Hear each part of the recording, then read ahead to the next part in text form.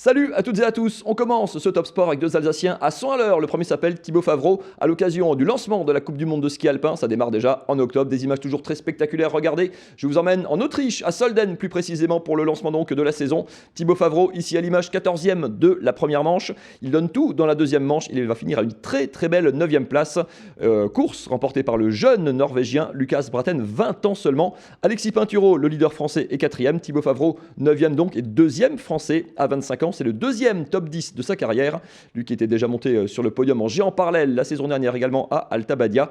Une saison un petit peu décousue, évidemment, Covid oblige. La prochaine course pour Thibaut Favreau et les Français, ça sera dans un mois. Il faudra patienter quand même près d'un mois. Un deuxième Alsacien est allé vite, très vite ce week-end, c'est Yann Erlaché. On parle là du championnat du monde de WTCR, le championnat du monde des voitures de tourisme. Quatrième étape du championnat du monde, nous sommes en Hongrie. 3 courses au programme du week-end. Yann Erlaché sur la Lynk & Co, les voitures bleu ciel, la numéro 68. Un peu plus facile ce week-end, ils étaient délestés d'une partie du handicap, du lest notamment suite à leurs bons résultats. Voiture un peu allégée, ils ont pu se mêler à la course pour le titre et pour la victoire. Deuxième dans la première course, le Haut-Rhinois, il a fallu éviter les nombreux accrochages d'une course très accrochée. Le Haut-Rhinois donc dans la voiture 68 s'impose dans la deuxième course. Yvan Muller, son oncle et coéquipier, est juste derrière. Excellente opération, surtout dans l'optique du championnat du monde. Il a désormais 22 points d'avance sur le deuxième, l'Argentin Guerrieri. Il reste 2 courses au programme, la prochaine dans une quinzaine de jours en Espagne. Yann Erlaché donc toujours leader du championnat du monde. On va revenir en Alsace et parler basket. On va aller en National 1. Les deux clubs alsaciens de la division s'affrontaient pour leur deuxième match de la saison. 1000 personnes au Palais des Sports samedi soir pour suivre ce match entre Mulhouse et Kaisersberg. Et Marine Zis y était. Covid oblige, du côté de Mulhouse, on prend toutes les précautions nécessaires. Pas de check, mais une très bonne entame de match. Les Bleus sont emmenés par l'une de leurs 2 recrues, Guillaume Bourcard, qui marque 12 points dans le premier quart-temps. Le MBA prend rapidement les devants, mais Kaisersberg a du répondant, à l'image de ce 3 points de leur capitaine, Kevin Walter.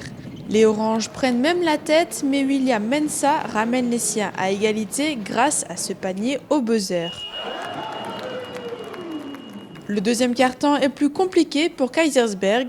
Ils ont du mal à trouver les ressources pour stopper les Mulhousiens qui font très peu d'erreurs. Le MBA mène 51-39 à la mi-temps.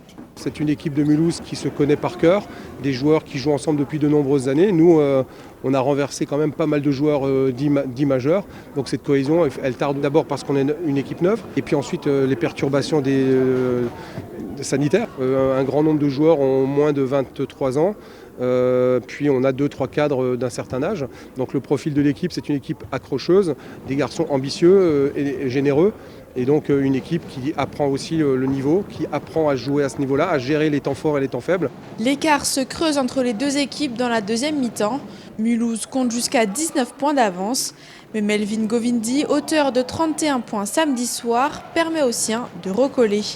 Kaisersberg n'est plus qu'à 5 points à 5 minutes de la fin, mais les joueurs du MBA ne craquent pas et remportent ce derby 85-76. Avec désormais 2 matchs de jouer, les deux équipes ont le même bilan, une victoire pour une défaite. Si du côté de Kaisersberg, l'objectif de la saison est le maintien, Mulhouse montre plus d'ambition, même si leur entraîneur ne souhaite pas trop s'avancer sur le sujet. On ne peut pas se fixer d'objectif parce que, de façon générale, on ne maîtrise pas les parcours des adversaires. Voilà, on est opposé 2 fois dans l'année à chacune des équipes. Là, on a 50% de la décision, puisque les autres sont animés des mêmes intentions que nous. On fera les comptes à la fin, comme disaient certains entraîneurs connus dans le football, et on arrivera à dire que des lieux communs, tellement je n'ai pas du tout envie de me projeter sur la fin de saison. Voilà, on va à Orchy, c'est très loin, c'est 700 bornes, on prend le bus le matin du match. Voilà mon souci de la semaine prochaine. Le bus, c'est donc demain matin puisque les Mulhousiens jouent mardi soir. Prochain match pour Kaisersberg, mardi également, à domicile contre Saint-Vallier.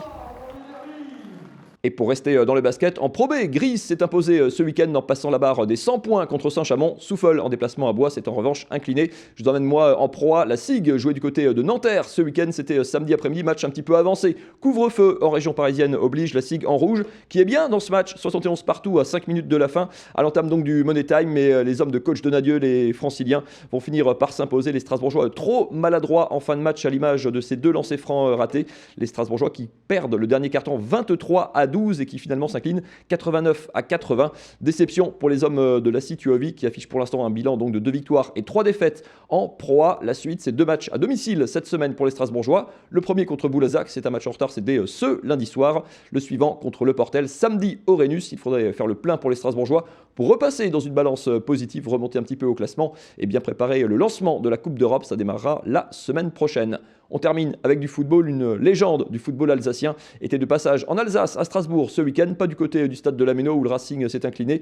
Mais Arsène Wenger, lui, venait présenter son livre qui retrace une partie de sa carrière, les 22 années passées à la tête du club londonien d'Arsenal. L'occasion de parler d'Arsenal, de son livre et d'un petit peu tout avec cette légende du foot alsacien. Regardez.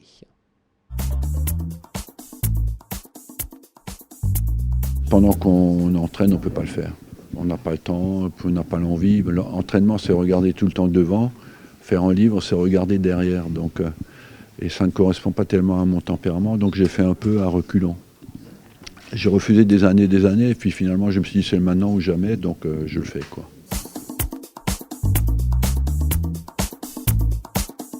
Surtout au début de ma carrière, où j'étais physiquement malade, j'étais toujours terriblement touché après les défaites. Je dis que chaque défaite est une cicatrice profonde dans mon cœur. Et c'est vraiment comme ça que je l'ai vécu.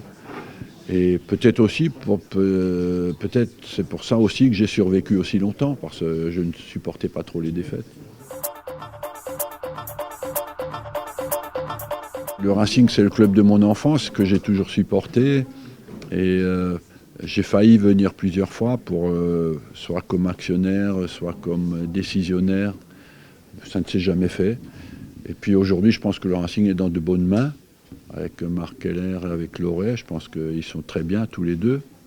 Donc là, je suis rassuré. Il n'y a pas d'urgence. On évolue avec. Je pense que non seulement on évolue avec, mais on essaye d'anticiper l'évolution. Et moi, j'ai toujours essayé d'anticiper l'évolution du jeu et de la performance. Parce que l'approche de la performance est globale aujourd'hui, alors que quand moi je jouais, elle n'était que sur le terrain. Aujourd'hui, on s'intéresse à tous les paramètres qui contribuent à la performance, comme la récupération, le sommeil, la préparation en dehors du terrain. Donc c'est très intéressant. Et à mon époque, on luttait pour avoir l'information. Aujourd'hui, l'entraîneur est vraiment reçoit des centaines d'informations et c'est plutôt le travail de sélectionner les 2 ou 3 informations qui peuvent lui permettre d'être efficace. C'est la fin de ce Top Sport. On se retrouve bien sûr lundi prochain pour une nouvelle émission. Votre autre rendez-vous sport dans la semaine sur Alsace 20, c'est demain, mardi à 18h pile, le club 1906 pour revenir sur toute l'actualité du Racing Club de Strasbourg. Excellente soirée à toutes et à tous. Salut.